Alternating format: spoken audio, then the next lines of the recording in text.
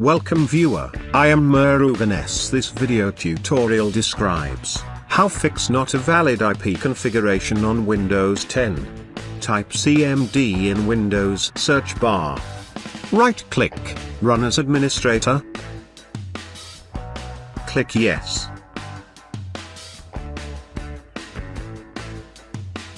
Type netsh space winsock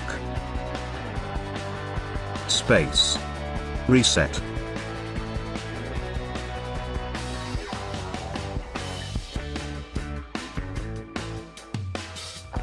Successfully reset the WinSock catalog.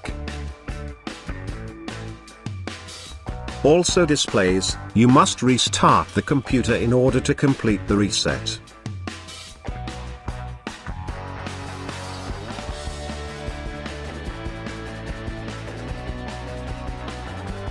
Thanks for watching. I hope this video tutorial helps to solve the problem. Please like, share and don't forget to subscribe my channel.